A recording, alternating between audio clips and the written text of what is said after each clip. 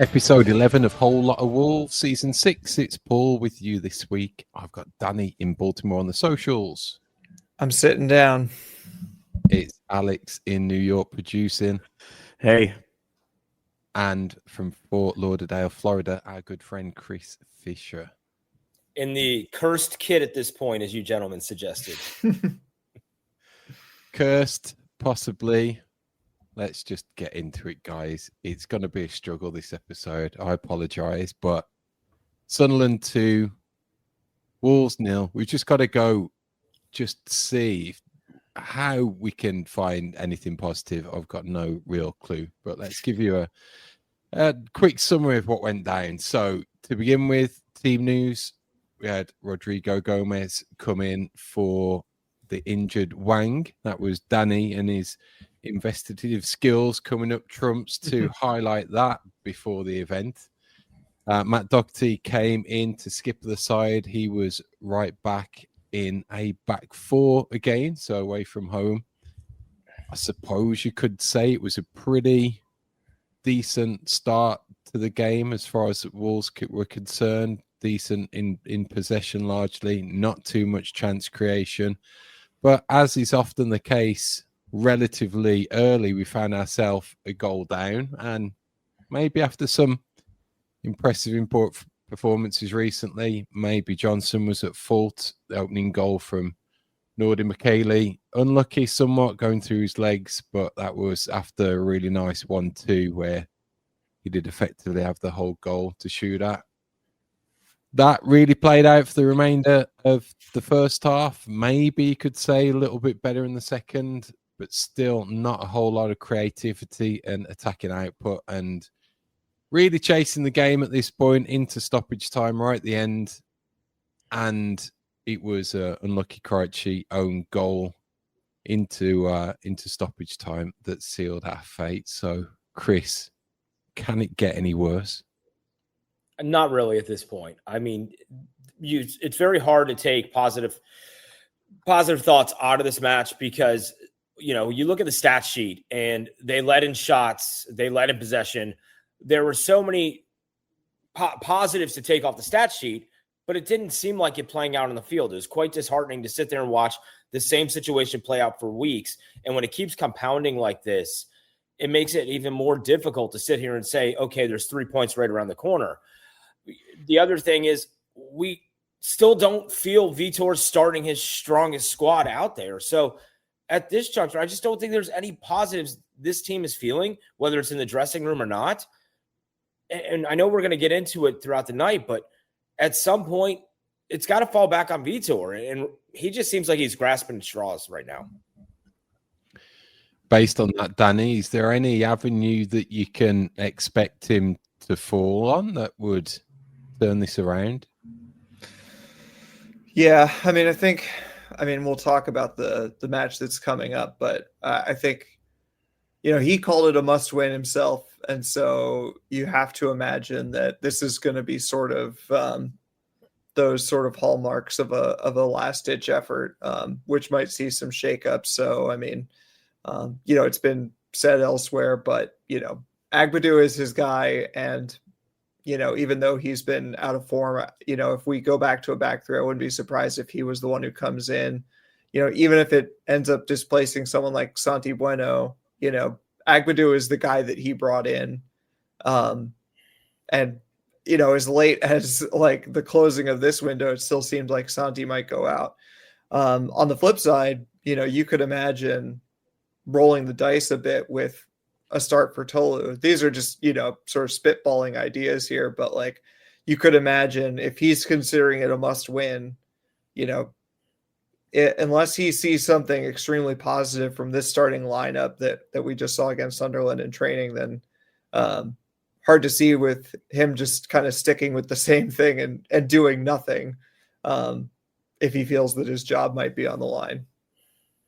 Based on that, Alex, there's been somewhat of a clamour, or how can we extract the creativity out of this team for a back four and to add that extra body in the final third? that's really not paying off at all. There's not that spark. We haven't got anyone in or around Strand Larson, for example. He seems isolated. How is this team going to score goals? Yeah, I don't really have a good idea of how, because I guess the real issue that you're alluding to is we switched the back four to have that extra body in attacking areas, but we built the team under the assumption we would be playing a different system, right? So, like, I don't believe Arias is like a true out-and-out winger. He certainly doesn't seem like it. He looks like he would be better suited in one of those two number 10s behind a striker, which we no longer do. So it's just really, it's hard to envision what we can do, just given the fact that we know it wasn't a good window regardless of what she says, but it was still a window that was like Vitor had a lot of influence on to go and play a system that we thought we would be playing. And that's what I don't understand, like this departure from. Like, granted, we do look more defensively solid in the back four, but why is that decision? Like, who's making these decisions this late in the game? Like, if you have the control, right, as the manager over what system you play, and he had, from all reports, indicate a serious influence on the recruitment strategy this summer, if you want to call it a strategy, then how are you bailing on your own plan? This is where it starts to get really difficult, like, to defend him. And I think any manager would be in a really shitty situation at this club right now, and they all have been. I mean, it's a cycle year over year, but to absolve him of accountability is pretty crazy, because you just have a whole bunch of guys who are playing positions they weren't brought here to play. So I don't know. I don't know where the goals come from. I mean, the only thing I feel like some people could convince themselves to get excited about is like just the old famous 4-4 bleeping 2. Like, let's just do it. Throw Tolu on, see what happens. Let him and Larson. If we're just going to lump balls up the field anyway, you might as well get your tall attackers on and just let them go after it. And I also don't feel like Tolu is a super sub, so I'd rather see him from the off. Why not?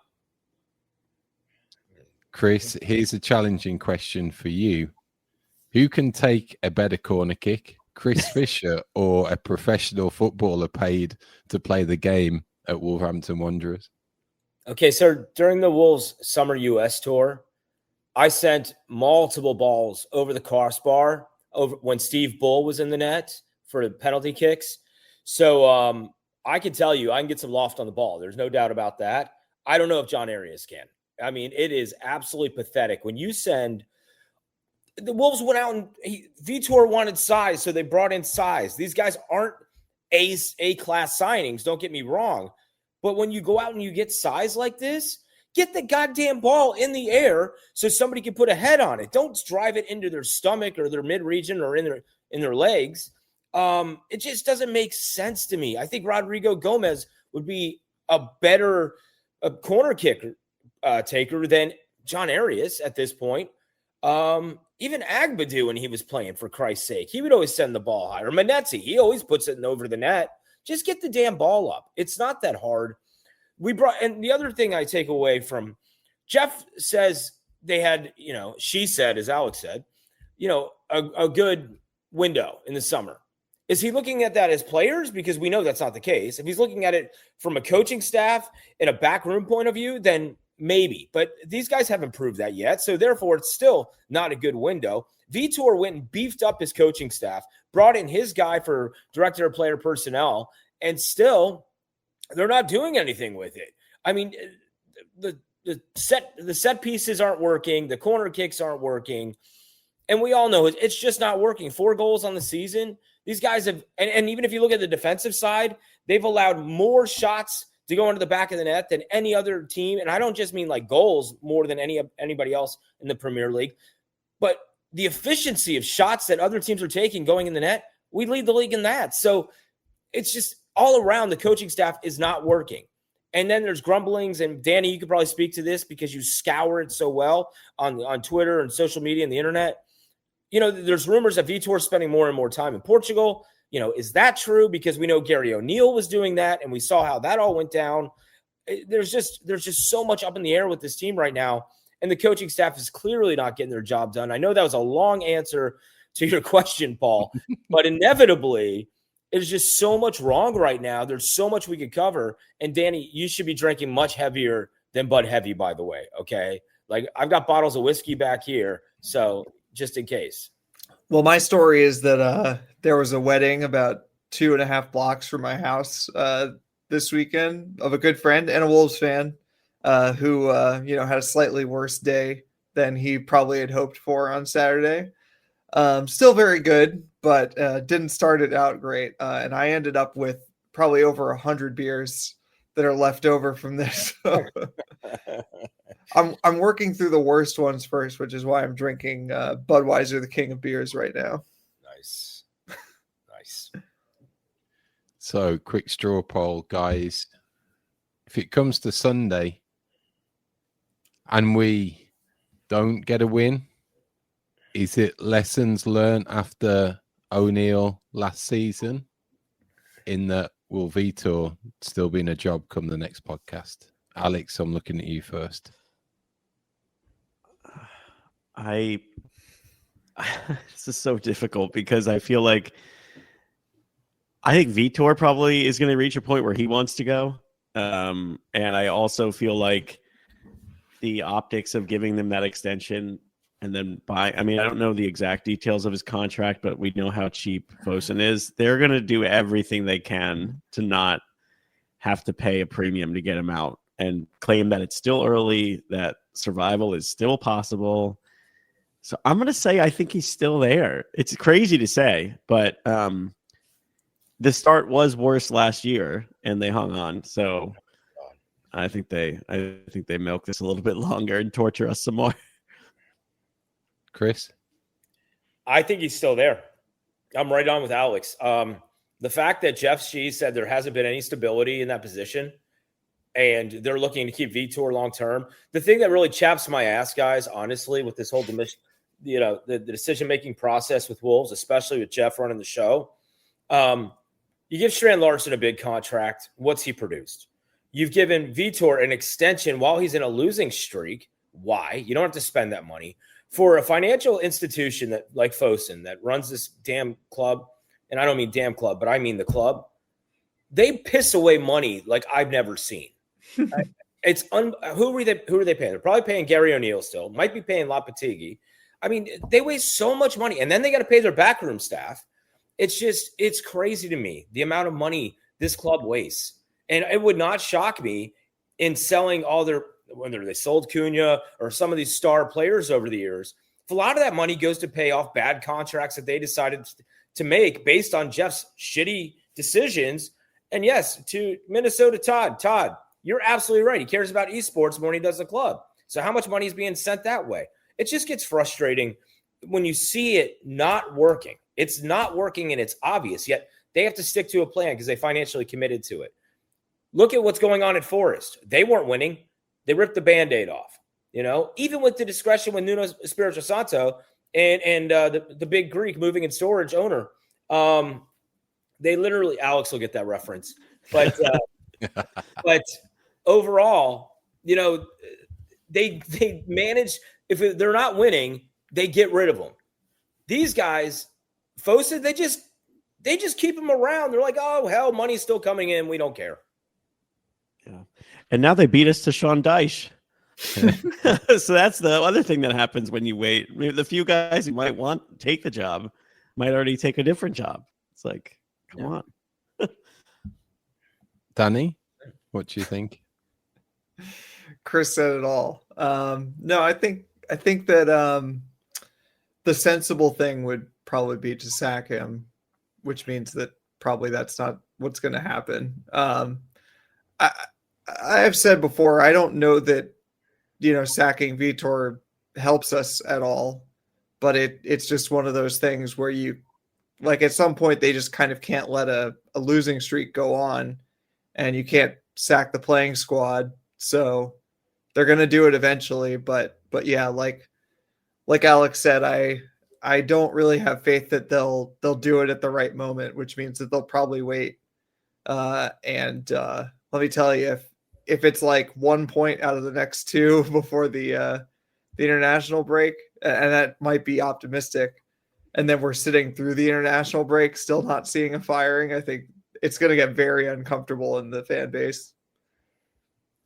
I'm inclined to agree. I think this Sunday is going to be pivotal, not only with that break on the horizon and the natural break point, but it's further detachment if they pick up the 3 points. You know, they're already 17th, and we're looking around at these teams, and you're looking at Forest and thinking they're going to pull away, and all of a sudden it's you detached at the bottom, and that was often been mooted in the past. Oh, we're in touch and distance, we still competing.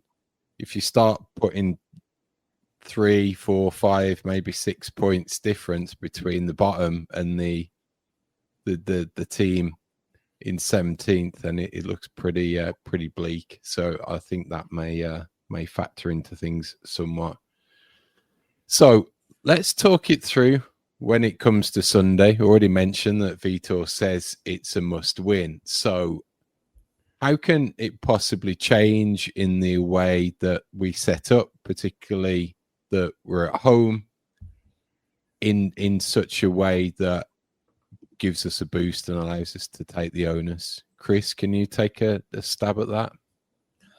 I'll tell you the one thing, and I know health is a big factor in all of this, right? So we saw a couple of weeks ago John Arias on the right side, which he was again in this past game against Sunderland. But I would love to see T and JSL up there, like Sasa Kalajdzic or Big Sassy, as our good friend Josh Buckley likes to call him. But I would like to sit there and think that we're going to play two big guys up front and see what kind of mayhem we can create and go strong at the back. And if we're going to send in all these long passes, we got to have guys that can attack the net. And right now it just doesn't feel like we do. If you look at shots in the box, our numbers are way down from last year. It's just, I really like to see the two big guys up front. I know it's going to be Joao Gomez and Andre. And I think Danny's right. I think, we're going to see, I'm drawing a blank on his name. I don't know why, but I can picture him. Vitor's favorite guy. Danny, help me out with this one. But I think, besides him. No, the fact he couldn't hit the broadside of a barn, I do like Manetzi for his efforts and his speed. I would like to see Chachua out there, to really give us some sort of flow on the right side. We've been bringing the ball up primarily on the left side the last couple of matches. So Agbadou, thank you. But if we can get Agbadou out there, maybe help solidify, the back line a little bit more, even though he's been playing like garbage all season. Who knows? Maybe gets him a kick in the ass to return to form from last year. Alex, that issue of creativity, how do you fix it?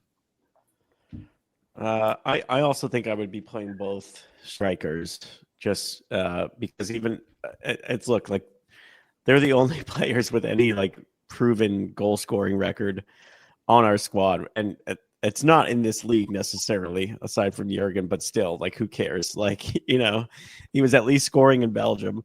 So put him on and see if any of that will translate. I think you just have to find a way to manufacture shots, and I don't think it's going to be in a beautiful way with any real build up and that we used to see with getting a lot of touches in the opposition box with Nori and Cunha. Like, it's just not. So then I think you have to roll the dice with those guys.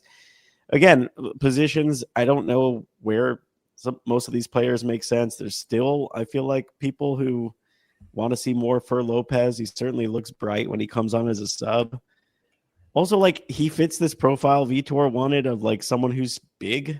It's not like he's slender. It's not like he's Pablo Sarabia. So I would even classify him as someone who at least will add something that we don't have at the moment. Like, I would feel more optimistic if he played over Arias. I'm not saying that's going to fix it, but at least then you have one player who can unlock theoretically pick the lock on a defense. And like, think about Burnley. Like, if they go and get an early goal, they're just going to be sitting in a low block and like we could do this all day. You have like 0.00 XG coming from Wolves, really, against a team who's going to be sitting in a low block. So put Fur on. Maybe play him from the off. I just don't think there's any. I might be wrong, and managers may not think this way when their job is pretty much on the line every week from here on out. But things are bad enough that there's no lineup decision you can make that's really going to like make it that much worse. Like at the very least, you're trying some stuff out, because what we do know is what's been happening is not working. So Tolu and long answer, but short answer, Tolu and Fur are two guys I would, instead of coming on as subs, just play him right away. See what happens. I don't know. Play him at right wing, I guess. Maybe in a 4-4-2. Who knows? Danny, does that actually bring us back to that 5 at the back to get the width from the wing backs with the 2 up front, and then you've got a space for a playmaker, be it Arias in a 10 or for Lopez a little bit withdrawn, but more as a central midfielder who could potentially run with the ball and create opportunities that way? I'm just striving for that answer of where you're going to get that service in if you're playing those 2 guys up top. Yeah, I mean, the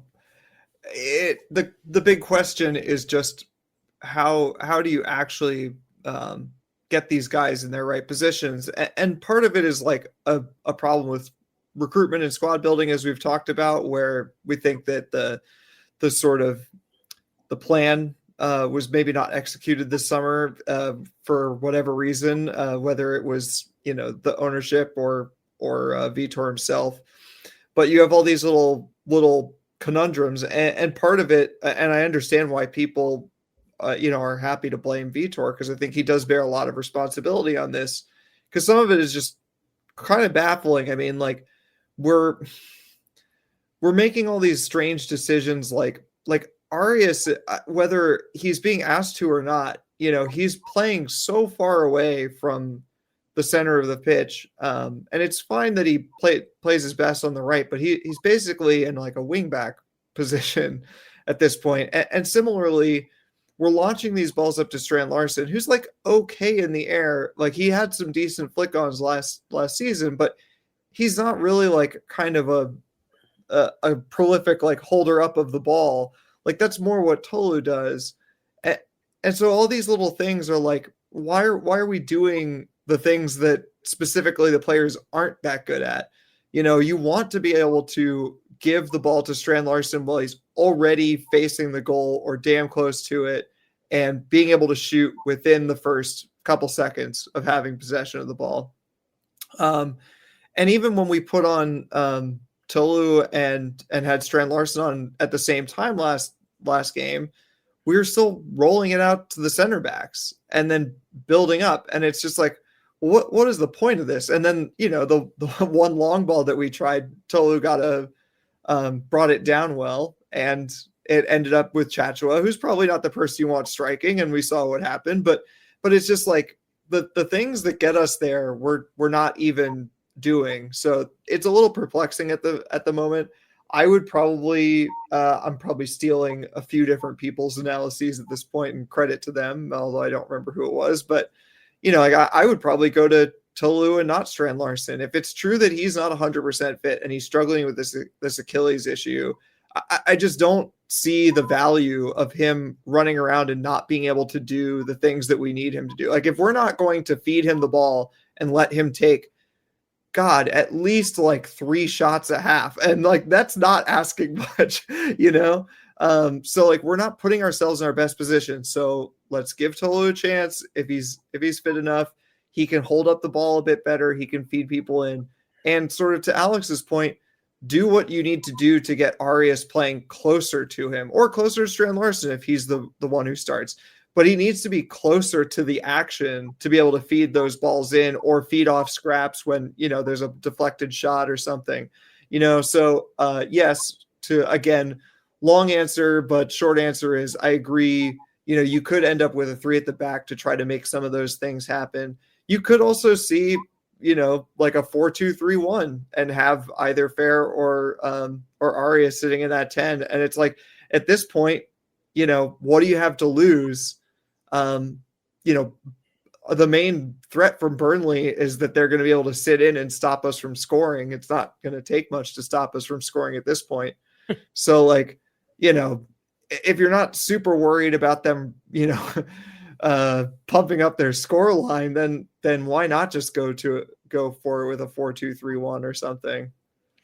I think that leans slightly more into the argument that the two up top could be not advantageous based on fitness. If you can't get 90 minutes out of Strand Larsen, or if he's got an issue, there's no Wang to turn to the bench to potentially call on as another forward player that come out. I think it's too much of a gamble that if you went in there with your two nines, in effect, it doesn't give you many options, either if it doesn't come off or they can't complete based off a service. So maybe that dictates something along those lines, but I think the call for Tolu to start is quite strong right now.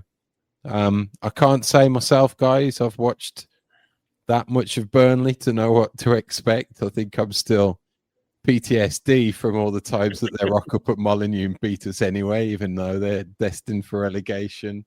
They did win what looked like pretty comfortably on Saturday against a Leeds team that's beaten us already this season. So do you see anything else than them coming up, trying to keep it pretty tight, get that goal and then shut up shop, or is there anything else that we've got to be wary of?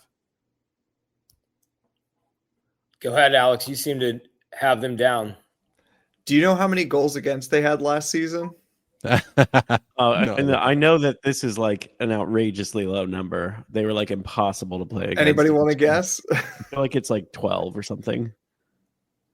Even that is a little bit ambitious, but yeah, they conceded 16 goals in 46 games in the championship. Yeah. But they've taken 1 point in their last 4 games. So, I mean, well, there's a will, there's a way, but I guess we've been saying that for a while now. So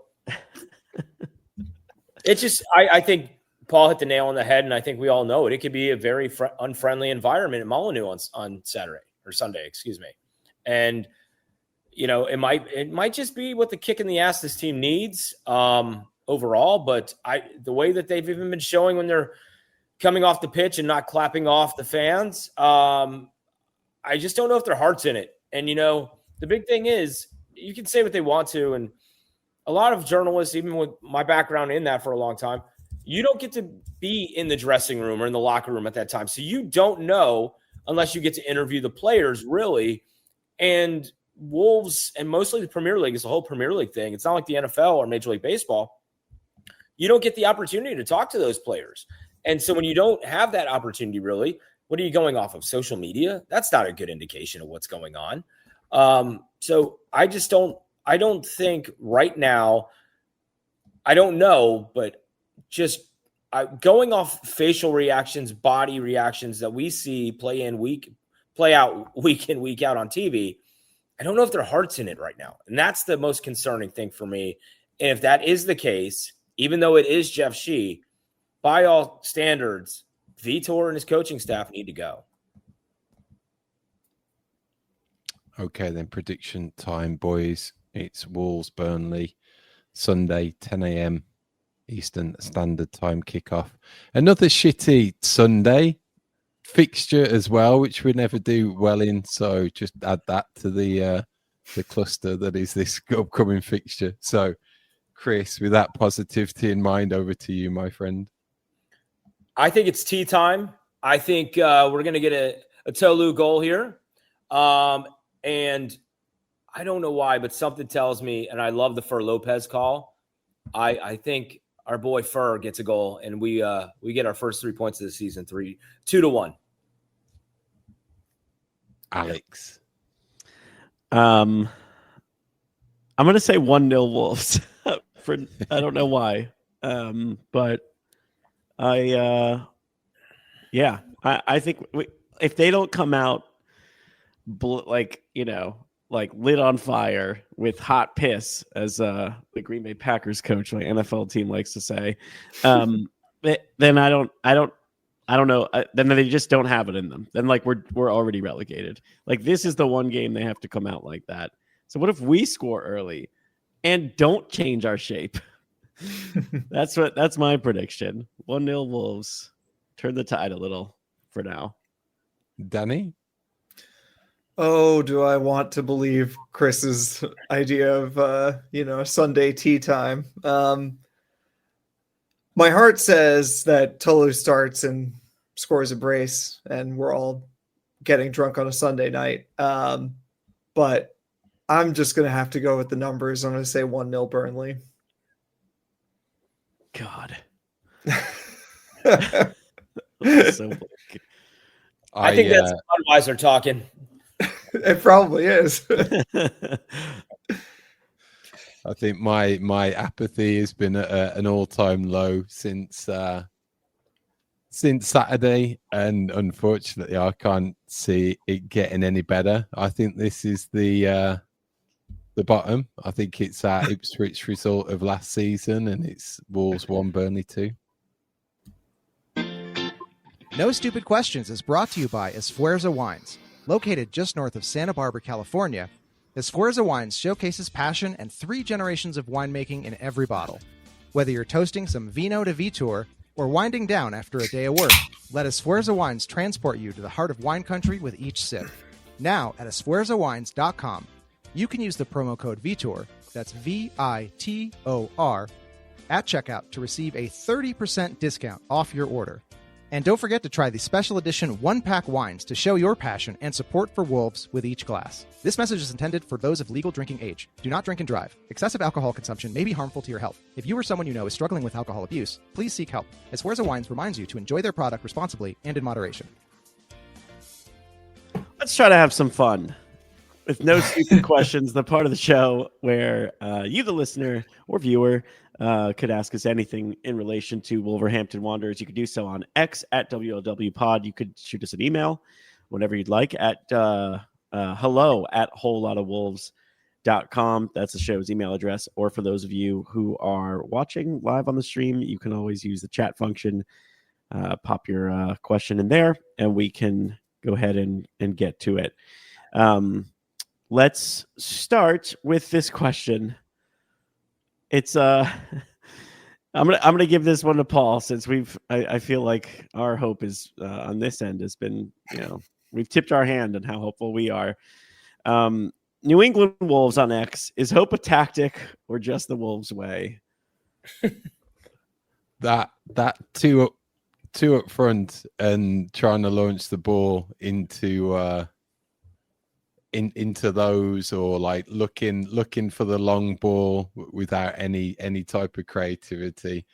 I suppose you can call it both. It's a tactic. It's not a very effective one, but it certainly reminded me a lot of old Wolves at times as well, when there was really just not a lot of quality, not a lot of excitement, no real feeling that, okay, we got the momentum and we've got the real quality in the team to not only maybe get an equalizer, but to kick on and maybe grab a winner. I think out of everything on Saturday, it was just we at no point did I even feel that, okay, we might get an equalizer here, but not only that, we might go on and actually turn this around and get 3 points. So I think it's a little bit of both.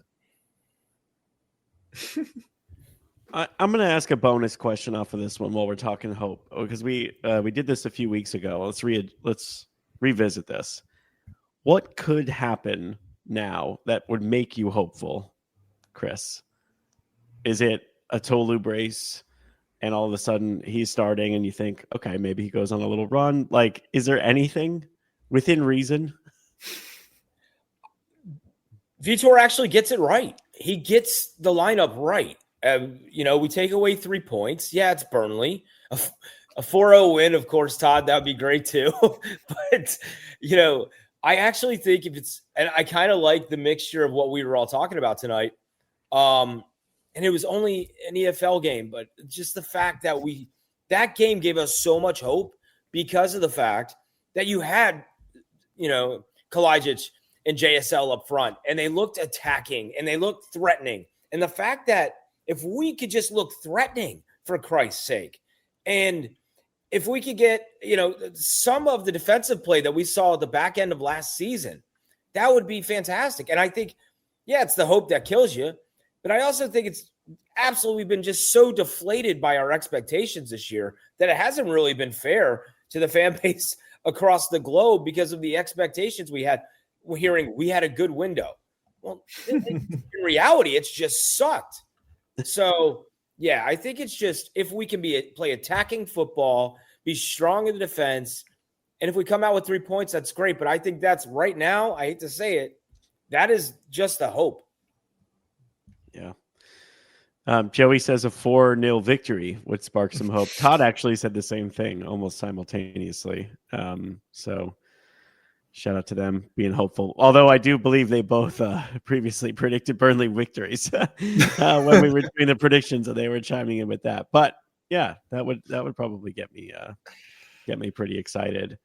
Another bonus question really fast.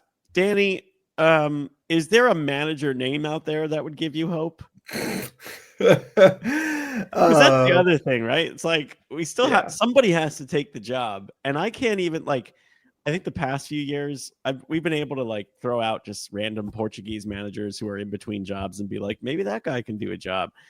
I got nothing right now. I can't think of a single person that wouldn't that within relative reason that would make me hopeful. Yeah, I mean, I was laughing. I'm trying to quickly go through my old messages. Chris knows because he's on the same group chat, but we were sort of talking about this and how, what is the worst Mendes manager out there? The Mendes manager with the worst record, because that's, if anybody's asking me, that's who I'm guessing is someone who's down on their luck right now.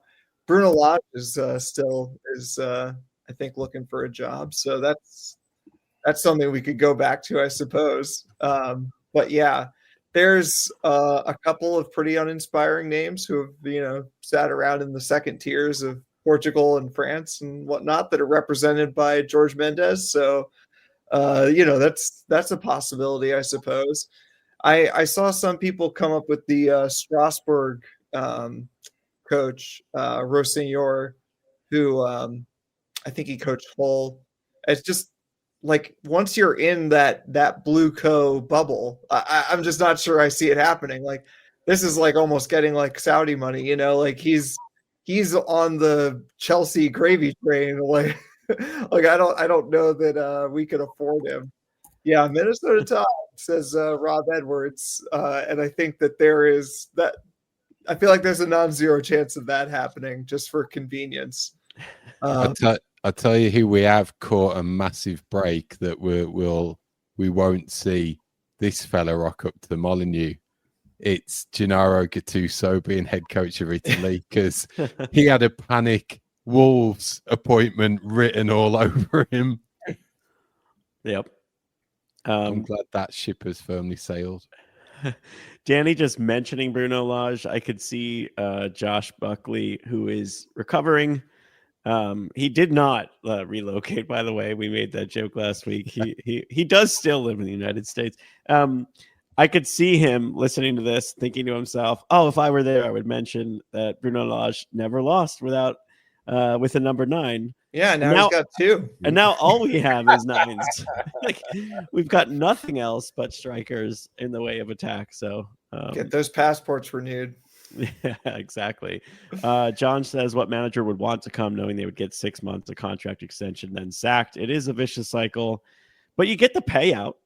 Yeah. It's I guess someone will still jump at the opportunity to see. And whoever, if it were to happen before Wolves get relegated, whoever turns this ship around and stays for I don't know, 2 calendar years, that person will instantly be very, very loved.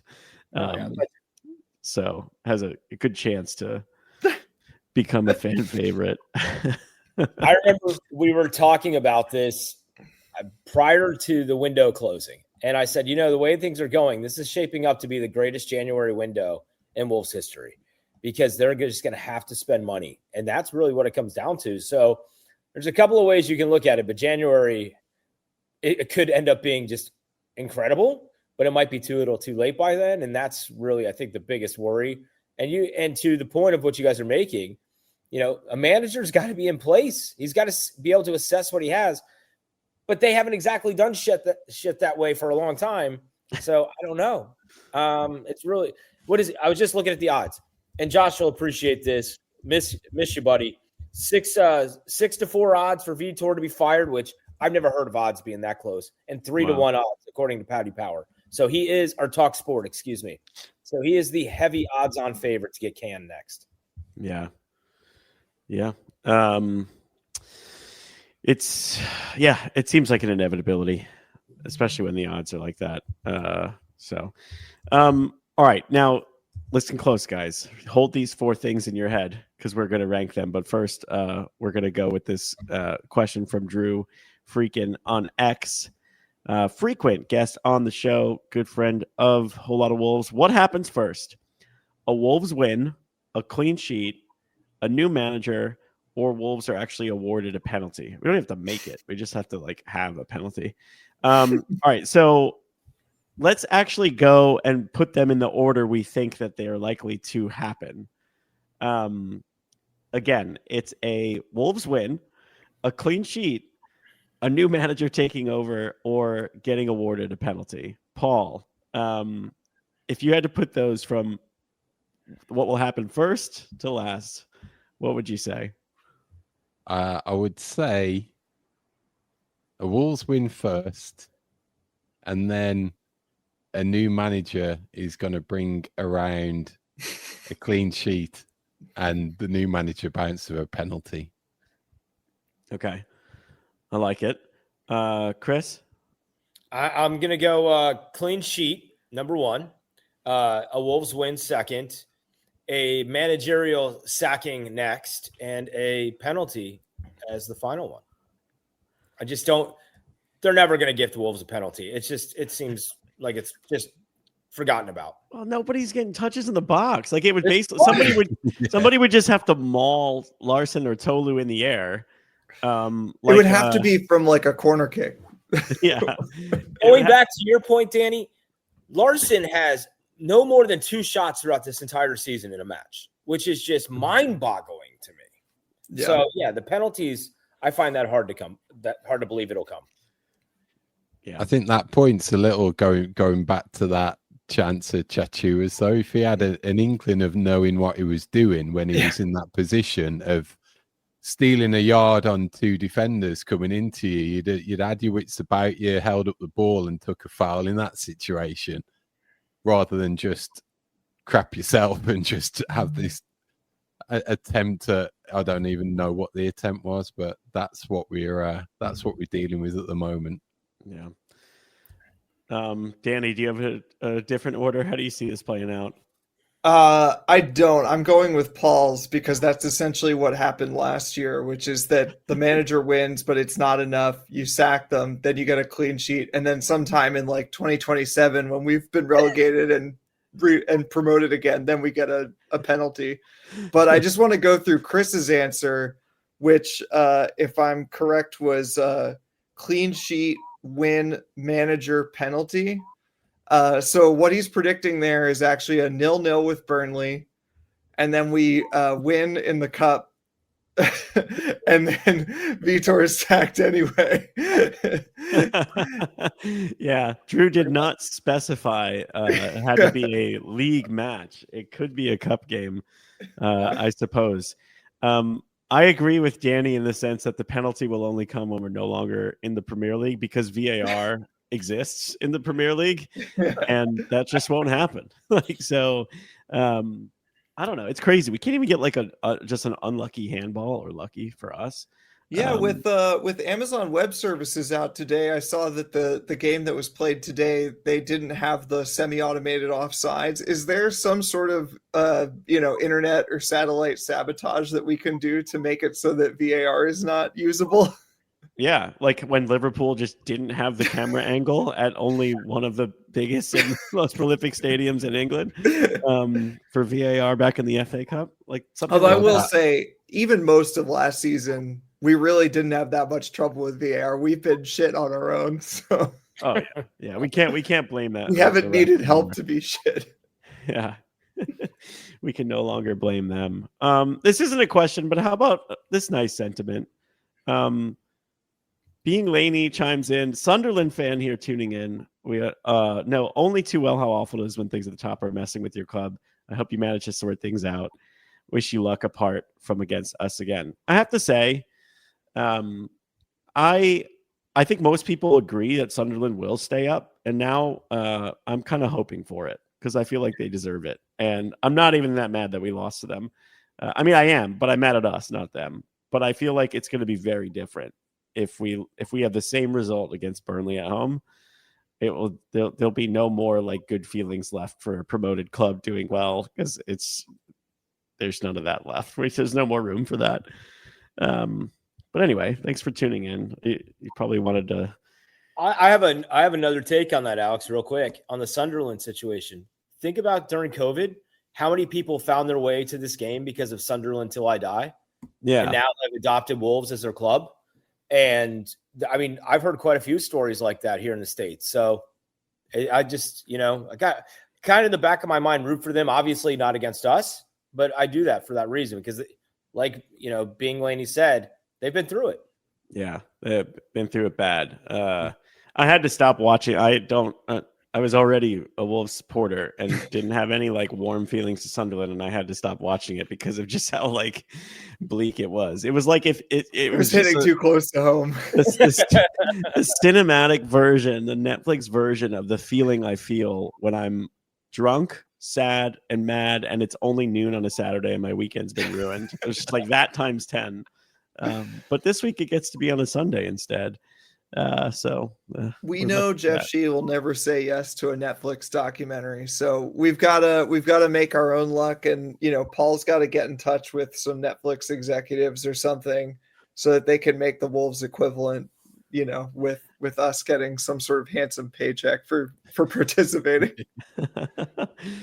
That's interesting. Would you take relegation if it meant you had like all access to Wolves for the next like 2 years with camera crews and everything? No. But like that could be all access to a season where they like win the championship. I don't know. That'd be kind of fun. This is not appealing, Alex. You're saying like all access to the games, but then also all access to like intense abuse online. like weird like devastation day trippers. Yeah, right. Maybe it's not a good idea. Yeah. Netflix probably could cool it on Wolves for a little while. We're not that interesting, guys. We're not. They keep selecting us for TV matches in the UK, and it keeps shifting the games. I don't know why. Yeah, I know. That's a weird one. I guess because they probably want to televise like what was it last year, like a El Sakako or whatever, and they're probably like, we could really build the drama. Like, think of how many studio shows will be like, when 10 minutes after a match he's fired, like with Forrest being moved to the 7:30 a.m. game. Maybe you guys know better, and maybe Chris especially, but I like this season. Maybe it's partly just the state of Wolves, but I just haven't been tuning in whatsoever to the NBC like wraparound broadcast. So I have no idea what I guess it's also partly I've just been so tired of whatever narrative they have of us. Yeah. But like, is there a narrative, or do they just not care anymore? No, it's basically throwaway. Okay, they're gonna get relegated. Like, that's it. I mean, the only person that ever seemingly says something positive is Robbie Mustoe.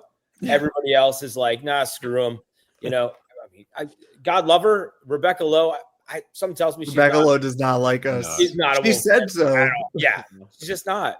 And there's so many times that she, throughout the years, even when we're doing maybe mid-table work, she's like, no, Wolves will get relegated. And it's like Christmas time. And you're like, come on, dude, really? So yeah, you can see there's no love lost there. Yeah. It's not good. Certainly not. I feel like at some point they have to stop talking about Strand Larson almost going to Newcastle. Like I don't know how far removed from the transfer window, but I feel like there's like, when you think about the notes that are on like their papers on their desk, there's not a lot else about Wolves this year that interests like the masses. I mean, they keep pointing that out during the broadcast too. And I mean, now we're really veering from the Wolves topics, but it's like at some point it becomes like a bad reflection on Newcastle. Like imagine he goes until like January without scoring a goal. And they're like, now look at like this guy that Newcastle we're going to spend 70 million pounds on. like what does that say about their recruitment as opposed to like any of our transfer nonsense? But do you think now I'm just going to play a little bit of devil's advocate here when it comes to JSL. I don't think it's the injury. I believe it's a service in, but I think his head was turned so drastically that when he sat out that match and we saw him with his girlfriend up in the box and he was playing on his phone while the match was going on, I forget what game it was, but I think it was the second game of the season. That told me, I think Vitor held him out because he wanted to leave for Newcastle so damn bad. And he was just so disappointed. And I think his head was turned. And I think that's why you're kind of seeing the lackluster performance. And his heart's probably not in it. Now, that's just me making an accusation, but it's kind of where I see it right now. Yeah. Could be. Doesn't seem like the same player. All right, we'll wrap No Stupid Questions there. And once again, thank our friends at Esfuerzo Wines. Head to esfuerzowines.com. Use the promo code Vitor to get 30% off your order at checkout. Go check it out. Still the limited edition one-pack wines as well. Chris, we are into added time before we concede another goal. Can you let everyone know how they can get in touch with you and watch games in and around Fort Lauderdale? Absolutely. You can see my Twitter handle below the lower third there at Chris_Fischer. And then October 26th, this coming Sunday against Burnley, we're going to try to get a South Florida watch party together at Waxy's on Northeast 17th Street in Fort Lauderdale. It's a great pub. It gets a lot of fanfare, a lot of people internationally in there. So it should be a really good time there as well. So feel free to reach out to me on Twitter or Christopher Lee Fisher on Facebook. Thanks to Danny on the socials, Alex producing, and to you, our listener or watcher, as this show has been put together for you. But you'd be doing us a huge favor by going to the podcast platform of choice that you listen to us on, giving us a star rating there, some nice comments, also heading over to YouTube as well if you've yet to do so, subscribing to our channel and liking the content on there as well, because that helps to grow our profile and hopefully add to the Wolves pack over here in the States. We're going to be back this time next week after Burnley and then previewing that trip to Fulham. But if you've been like me and walking around with a paper bag on your head, you could still say muffled, up the mighty Wolves.